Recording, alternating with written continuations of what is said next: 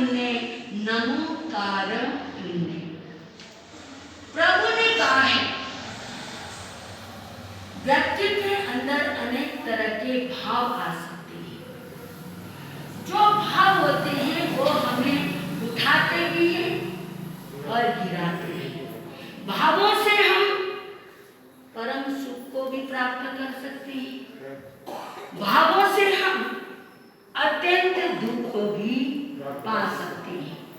भाव ही गिराते हैं और भाव ही हमें उठाते हैं। तो प्रभु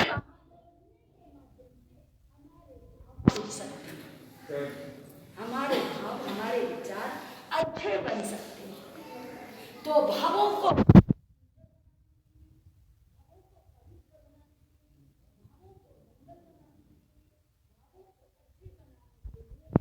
महावीर ने 9 प्रकार के पुण्यों का सहारा लेना बोला। यदि हम 9 प्रकार के पुण्य का सहारा लेंगे तो हम भव बंधनों से छूट जाएंगे। तो प्रभु महावीर ने शरीर से संबंधित अन्न, पाना, रहना, सहना, वस्त्र, ये 5 पुण्य हमारे शरीर से संबंधित है, शरीर के लिए आधार है। इनके बिना हमारा गुजारा नहीं है। तो जो गरीब है, अनाथ है, दुखी है, परेशान है, उनको वस्त्र देने से संसार का सुख प्राप्त होता है और उसके संग संग परम सुख को भी प्राप्त कर सकते हैं। संसार का सुख कौन सा है? संसार का सुख आप लोगों के लिए संसार का सुख कौन सा है बताओ? यही है ना, अच्छी पत्नी, अच्छे बच्चे, माता पिता अच्छे, पूरा परिवार अच्छा, व्यापार अच्छा और आपके पास दौलत है, घर है, मकान है, बंगला है, फ्लैट है, प्लॉट है, दुकान है, गोदाम है, फैक्ट्री है, मिलें हैं। यही है ना संसार का सुख। संसार का सुख तो यही है ना। ये सब तो प्रिय है, किसी को अप्रिय ही है। जिसके पास ये सब कुछ है तो समझ लो संसार का सुखी व्यक्ति होता है। तो प्रभु महावीर ने कहा है एक लौकिक सुख है, एक आध्यात्मिक सुख है। लौकिक सुख की प्राप्ति भी वस्त्र दान करने से है और अलौकिक आध्यात्मिक सुख की प्राप्ति भी वस्त्र दान करने से है, ऐसा प्रभु ने फरमाया। इतना सुंदर विस्तार कर दिया। यदि वस्त्र दान करता है तो कभी वो दुखी नहीं हो सकता। तो वस्त्र को कितना महत्व दिया है प्रभु महावीर ने। प्रभु महावीर ने स्वयं शास्त्र में उल्लेख किया है, भगवान आदिनाथ, ऋषभनाथ जो आदि पुरुष हुए, जिन्होंने असीम कृषि आदि स्थापना में सारा जितने भी आविष्कार, जितने भी कर्म है, ये सब कर्म करना किसने सिखाए? आदिनाथ भगवान ने 72 कला किसके हैं? पुरुष के, और 64 कला स्त्री के।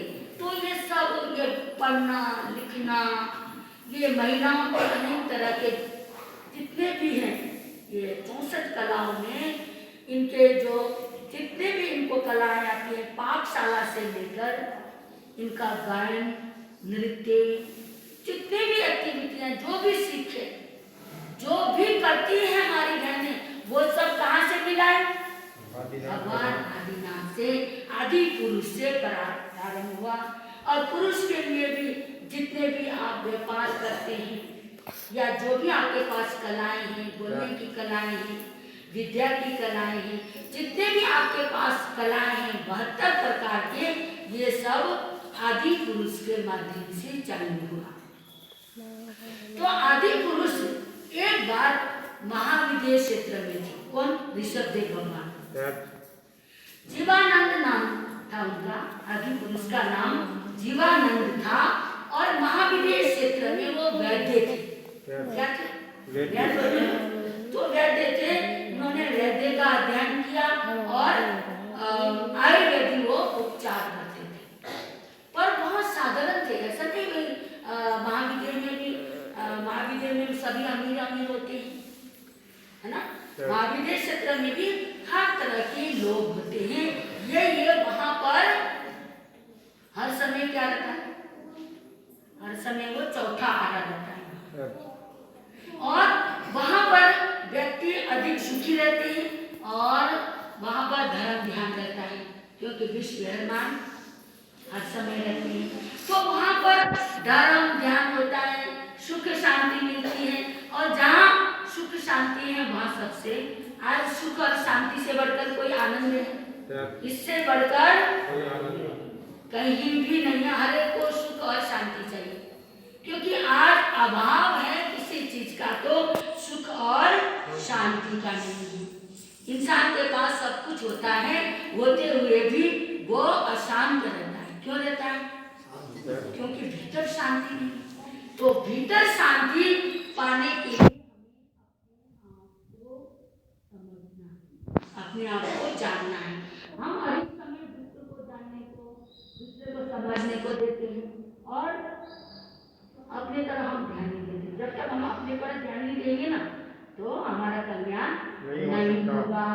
तो जीवानंद नाम के जो वैद्य हैं वो 5 मित्र ऐसे थे, उनके अत्यंत प्रेम करना। मित्र इतना ज्यादा प्रेम करते थे, जो वो कहे वो, मतलब 5 मित्र थे और जीवानंद मिला के 6 मित्र थे। आपस में अत्यंत मित्र होने का फायदा या आनंद की अनुभूति हुई है, जो पूरा को एक दूसरे के मित्रता कैसे होनी चाहिए?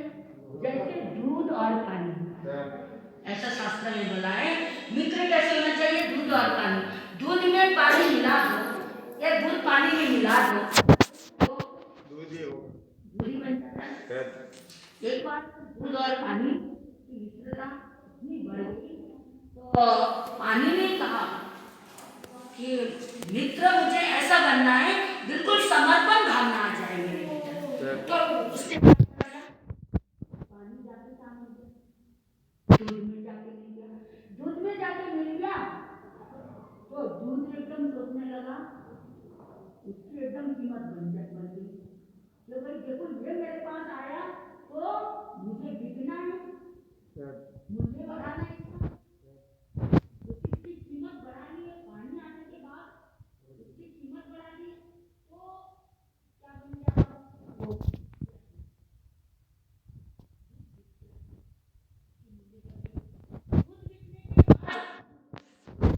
पानी ने सोचा, देखो इसने मेरी मूल्य बढ़ा दी, आज मेरी कोई मूल्य नहीं थी, मेरा कुछ अस्तित्व नहीं था, लेकिन अब मेरा मूल्य नहीं है। यदि और समर्पण होना है अपने मित्र के प्रति, मुझे भी और कुछ बनना है, तो उसने क्या करा? अग्नि के ऊपर रख दिया। तो सबसे पहले क्या जलता है? पानी जल गया। पानी जलने के बाद दूध सोचता है कि देखो ये अपने को मिटा रहा है, मेरे पीछे ये अपने को खत्म कर रहा है, अपना स्वरूप, अपना अस्तित्व ये समाप्त कर रहा है, मुझे कुछ करना है। तो उसने क्या करा? एकदम वो मतलब एकदम बाहर निकला, एकदम बाहर निकला। फिर पानी ने सोचा, अरे मेरे बिना तो इसने कैसे अपने आप को खत्म करने को सोचा। फटाफट पानी के छींटे, यानी एकदम दूध उफान आता है ना, तो बहनें क्या करती हैं, थोड़ा ऐसे छींटे मार देती हैं तो वो अपने आप ही बंद हो जाता है। तो मित्रता हो तो कैसे होना चाहिए? दूध और पानी जैसा। जैसे दूध और पानी एक दूसरे को कितना चाहते हैं और एक दूसरे के लिए मरने मिटने के लिए तैयार हो जाते हैं। तो मित्रता में भी ऐसे ही होना चाहिए। ऐसे तो कितने ही लोग होते हैं किसी के मित्रता को देखकर जलते हैं, सहन नहीं होता। जैसे किसी का बहुत ज्यादा प्रेम है तो सोचते इनके अंदर खटास कैसे डालें। दूध और पानी में इतनी मित्रता, यदि उस दूध और पानी जो उबल रहा है तो उसमें नींबू के कुछ बूंदे डाल दो तो क्या होगा? वो सारा का सारा खराब हो जाएगा, खटास आ जाएगी। तो मित्रता में खटास आ गई तो कायम रहती है मित्रता। तो मित्रता फिर कायम नहीं रहती, तो मित्रता में खटास आने नहीं देना चाहिए। लोग क्या करते, थोड़ा एक मित्र से एक थोड़ा पैसे वाला हो गया या थोड़ा उसके पास कुछ आ गया तो वही अहंकार आने लग जाता है। तो मित्रता के जो रिश्ते वो भी समाप्त हो सकते हैं। मैं सब जान रहा हूँ, इनका शरीर बहुत जीर्ण शीर्ण हो चुका है, अंदर बहुत रोग है, पर मैं क्या करूं? जो दवा में मिश्रित करने वाली चीज चाहिए वो है एक तो रत्ना कंबल, क्योंकि ऐसा वस्त्र है, उस कंबल का नाम है रत्ना कंबल। एक तो रत्ना कंबल नहीं, एक गोशिश चंदन का तेल नहीं, एक गोशिश चंदन का तेल और एक रत्ना कंबल नहीं। और रत्ना कंबल के बिना ये रोग मैं शांत कर ही नहीं सकता।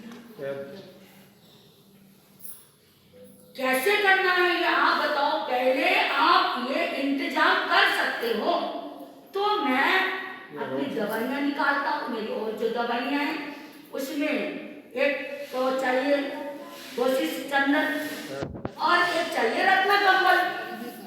और पहले तो ये चीज चाहिए, इसके बाद मैं सोचूंगा आगे क्या करना है। वो कहने लगे चलो इसकी भी व्यवस्था के लिए कोशिश करते हैं। कोशिश करने में क्या जाता है, ऐसा सोचकर 6 मित्र निकलते बाजार की तरफ। क्यों नहीं, वैद्य भी निकलते, वो भी धर्म सहयोगी होते। तो वैद्य और 5-6 मित्र मिलके बाजार की तरफ वो निकलते हैं। तो निकलते हैं तो सेठ जी के रत्ना कमल का बहुत बड़ा शोरूम है एक सेठ जी के। तो जाके वो कहते हैं भाई कुछ भी हो हम 6 मिलके एक वस्त्र ले लेंगे, रत्न कंबल ले लेंगे, मूल्यवान हो कोई बात नहीं, यदि मुनि ठीक हो जाएंगे तो हमें कितना पुण्य लगेगा। ऐसा सोचकर वो लोग निकल जाते हैं।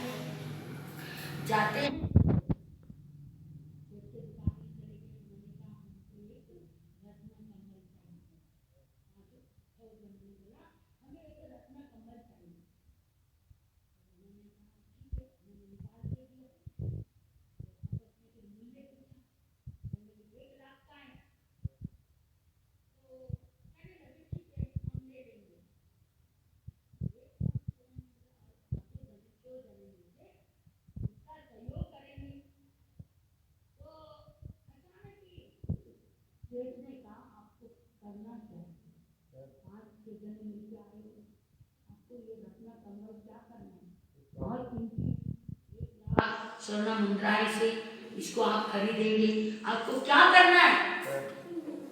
तो उन्होंने कहा कि ऐसे ऐसे मुनि हैं और वो उनको अंदर बहुत तकलीफ है और ये रत्ना कंबल उनको उड़ाएंगे, दवाइयाँ लगाएंगे, मसाज करेंगे, उनको उड़ाएंगे, उड़ा के उनमें बहुत सारे उसको बता दी उन्होंने, उनमें अंदर से क्रीमिन जैसे मतलब वो शास्त्र का शब्द है क्रीमिन मतलब कीड़े, उनके अंदर बहुत सारे कीड़े पैदा होते हैं, शरीर के रोम रोम में कीड़े होते हैं। अब वो कीड़े निकालने हैं और कीड़े निकाल के जब तक हम उस रत्न कंबल नहीं उड़ाएंगे वो कीड़े निकलेंगे नहीं। हम ऐसा गरम तेल लगाएंगे और मुनि स्वस्थ हो जाएंगे। ये वैद्य है, हम लोग मित्र आपस में मिलकर हमने ये काम करना। अब के बाद हमने ये सोचा है ये मुनि को इस वर्षवास में स्वस्थ करके हमको भेजना है, इसलिए हम आए हैं। तो वो कहने लगे लो पैसे, उन्होंने कहा नहीं, जब इतने बड़े तपस्वी मुनि की सेवा के लिए ये कंबल आप लेने के लिए आए हैं, ये वस्त्र लेने के लिए आए हैं, तो मुझे भी कुछ पुण्य मिलेगा, आप फ्री में ले जाओ। देखो पुरुषार्थ करा तो काम बना नहीं बना, और रतन कंबल है ही नहीं करके बैठे रहने से तो होना नहीं था। ऐसा बोला और वो कंबल लेके चले, और कंबल तो लेके चले गए, और उसमें अंदर से जीवाणु निकालते हैं, है ना, और जीवाणु निकाल के उन जीवों को कहाँ फेंकना है, क्या करना है, ऐसे फेंकेंगे मरेंगे। तो उन्होंने वैसे क्या करते हैं, एक जो मरी गाय उसको भी व्यवस्था करो, कहीं मरी हुई गाय मिलती है तो उसकी व्यवस्था करो। तो तलाश किया उन्होंने पूरे गांव में, नगर में, इधर उधर, तो एक मतलब किसान के यहाँ गाय मरी थी। पहले के जमाने में तो बहुत गायें होती थी, 10,000 गाय का एक गोकुल होता था। गोकुल कितना बड़ा होता है, गौशाला, 10,000 गायें वहां पर बनती थी। तो गोकुल में चले गए तो वहां पर जो गाय का रहने की जो स्थान है, तो गौशाला में जाके देखे गाय मरी थी। वो गाय को लेके आए, और वैद्य जी के पास तेल बहुत तरह तरह के थे, जीवानंद के पास जैसे लक्षपाप नाम का एक तेल होता है, और इसी तरह बहुत सारे उन्हें तेल में शास्त्र में बहुत तेलों के नाम है।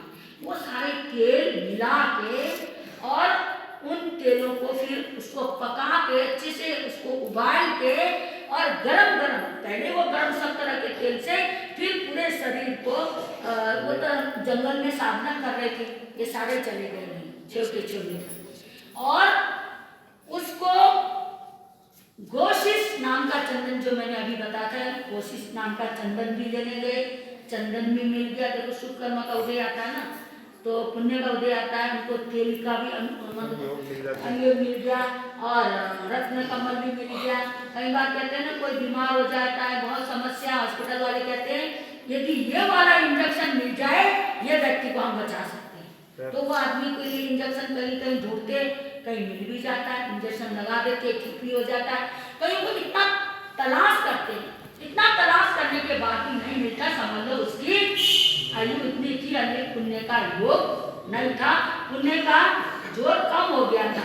तो गोशिश चंदन और एक कमल की आवश्यकता थी, दोनों चीज मिल गई, और गाय भी मिल गई मरी, ना मिलती क्या करते, और पाप लगता। मरी गाय, गोशिश चंदन, कम्बल, ये तीनों चीजें लेके वो जंगल में गए, और वैद्य जी ने अपना सारा तेल इकट्ठा करा, वो तेल लेके भी चले गए। गोशिश नाम का चंदन आजकल नहीं मिलता शायद, कहते हैं जैसे बहुत बड़ा, जैसे आप खाना वगैरह बनता है ना विवाह शादियों में, ऐसे बड़े बर्तन में खोलता हुआ तेल में एक बूंद, खाली एक बूंद तेल टपका दो, कहते वो तेल ठंडा पड़ जाता है। वो मतलब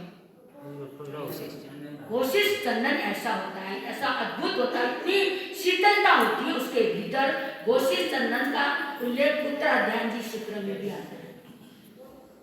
तो वहां गए, जंगल में जाके मुनि को कहा, मुनि आपको हम कष्ट दे रहे, थोड़ा आपका इलाज करना चाहते हैं, हमें भी कुछ भैया वच का, हमें सेवा का, कुछ हमें पुण्य का लाभ दो।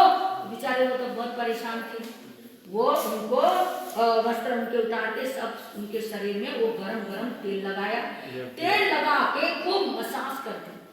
मसाज करने से वो जो अंदर जो जीव थे ना, थे, वो बाहर आ गए, क्योंकि वो गरम तेल उनसे बर्दाश्त नहीं हुई, बाहर आने लगे। फिर वो जो कमल था ना, रतन कमल, पहले तो उससे कर दिया अच्छे से मालिश, फिर रतन कम्बल उड़ाया, रतन कम्बल उड़ा के फिर वो सारे के सारे कीड़े उसमें चिपक गए। वो रतन कम्बल ऐसा कंबल होता है कि जिसमें मतलब उसको भी तड़फ रहे होते हैं, कीड़े तड़फ रहे होते हैं, बहुत कोमल, बहुत ज्यादा सॉफ्ट मुलायम जो रतन कम्बल है, उसमें जितने भी कीड़े बाहर निकले मसाज करने से, वो सारे के सारे कीड़ों को क्या कर दिया, वो रतन कम्बल में समा गए।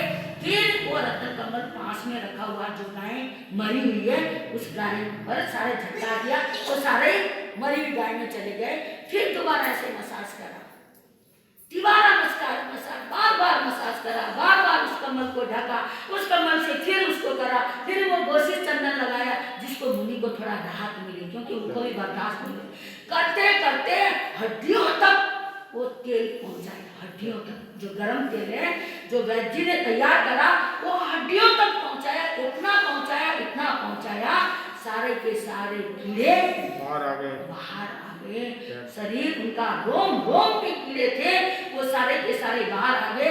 उसके बाद सारे चंदन से, जो कोशिश चंदन इतना भयंकर जो तेल था उसको शांत करने के लिए उनके शरीर को थोड़ा राहत, क्योंकि जलन हो रही थी उनको, तो राहत मिलाने के लिए कोशिश चंदन का पूरा लेप करा और मुनि को एकदम स्वस्थ कर दिया। 6 मित्र ने मिलकर, जिसने रतन कमल दिया वो उसका क्या हुआ? वो उसी भव में कहाँ गया? मोक्ष को प्राप्त किया। देखो, एक रत्न कमल दान देने से, हमारे इस शरीर से या हमारे माध्यम से किसी को वस्त्र देकर हम छठियारे में नहीं आएंगे, हम त्रिंच में नहीं जाएंगे, हम नरक में नहीं जाएंगे, तो इससे ज्यादा और हमें क्या चाहिए? प्रभु ने हमें कितना बोध दिया, कितना ज्ञान दिया भगवान ने हमें, फिर भी हम अंधकार में खड़े। फिर भी 2 मित्र जा रहे थे, तो एक अंधा था, आपस में बात करने लगे, मैं तो अंधा हूँ, मुझे वहां पहुंचना है, मैं क्या करूं? वो कहने लगा मैं भी अंधा हूं। आपस में कहने लगे मैं भी अंधा हूं। इतने में एक व्यक्ति आया, एक अंधा तो चला गया, रास्ता पार कर गया, एक अंधा अकेला पड़ गया। वो कहने लगा मेरा एक मित्र था, वो भी मुझे छोड़ के चला गया, मैं अकेला हूं, मैं कैसे पार हो जाऊं? ऐसा करता हूं, तेरे हाथ में मैं लालटेन दे देता हूं। अरे मैंने आपको बताया हम 2 मित्र थे और कभी कभी मिलते थे, जुलते थे, आपस में दुख सुख करते थे, वो भी अंधा मैं भी अंधा, और वो भी मुझसे छूट गया और मैं अकेला अंधा हूँ और मैं रास्ता कैसे पार करूँ? ऐसा करता हूँ, तुम्हें लालटेन दे देता हूँ। वो कहता मैं अंधा हूँ, लालटेन मुझे क्या काम आएगा? अरे समझ तो सही, लालटेन तेरे हाथ में होगा तो पास में जो चलेंगे कम से कम वो तो, जिनके आंखें हैं वो तो ध्यान से चलेंगे, वो तो थोड़ा ध्यान से चलेंगे। तू साइड चलेगा, कहीं ठोकरे तो नहीं खाएगा, कोई तुझे ठोकर तो नहीं मारेगा, वो अपने सावधानी से चलेंगे। ठीक है, उसको लालटेन पकड़ा दिया और वो अपने रास्ते से जा रहा है और आसपास वाले भी उसे साइड होकर जा रहे हैं। तो भगवान की वाणी, ये शास्त्र की वाणी, ये तो हमारे लिए लालटेन है, ये आगम की वाणी हमारे लिए लालटेन है। भगवान ने तो हमें लालटेन रूपी ज्ञान दिया है, हम अंधों के तरह उपयोग नहीं कर रहे, ना उपयोग कर रहे, ना किसी को समझने की कोशिश कर रहे हैं, ना आगम पर हम रुचि रख रहे हैं, ना आस्था रख रहे हैं, ना विश्वास रख रहे हैं, ना श्रद्धा रख रहे हैं, ना गुरुओं के कहे हुए वचनों पर चल रहे हैं, तो हमारा कल्याण होगा नहीं होने वाला। देखो, उस सेठ ने एक कंबल मात्र एक कंबल दान किया और उसी भव में मोक्ष में जाए चला गया। अरे आप कहोगे इस भव में मोक्ष तो है नहीं, दान करके भी क्या फायदा? अरे कम से कम नरक निगोद में तो नहीं जाएंगे, त्रियंच में तो नहीं जाएंगे। कितना घोर कष्ट है त्रियंच में, मनुष्य से ज्यादा कितना कष्ट है, उससे ज्यादा नरक निगोद में कितना कष्ट है। कम से कम इससे तो हम बचेंगे, वस्त्र दान करने से, ऐसा हम क्यों नहीं सोचते? और जो जीवानंद नाम का वैद्य है, उसका क्या हुआ? तीर्थंकर गोत्र कहां से बांधा उन्होंने? जीवानंद वैद्य ने तीर्थंकर गोत्र कहां से बांधा? वैद्य के भाव में। कौन थे वो? आदिनाथ। और उनके जो 5 मित्र थे, वो कहाँ गए बताओ? वो सब देवलोक में चले गए, क्योंकि सहयोगी रहे ना वो प्रेरणा। वही दान कर रहा है तो उनको आप दो और उत्साह दो, उमंग दो। दान करने से कल्याण है भाई। ये मनुष्य का चोला बार बार नहीं मिलेगा। इस चोले में हम जितना दान करेंगे, जितना धर्म करेंगे, जितना पुण्य करेंगे, उतने ही हमारे कर्म टूटेंगे और हमारी गति अच्छी मिलेगी। नहीं तो हमारी गति क्या विश्वास है आपको, कॉन्फिडेंस है कि अगला भाव हमें मनुष्य चोला ही मिलेगा? नहीं है। अंतमति सो गति। इसलिए हम अपने मति को, अपने विचारों को, अपने भावों को कभी गिरने ना दें। जहाँ हम अपने भावों को, विचारों को गिरने देंगे, वहां पर ही क्या हो जाएगा? अपने कर्मों के बंद हो जाएंगे। कर्मों के बंद हो जाएंगे तो फिर इस संसार में फिर से परिभ्रमण करना पड़ेगा। आइए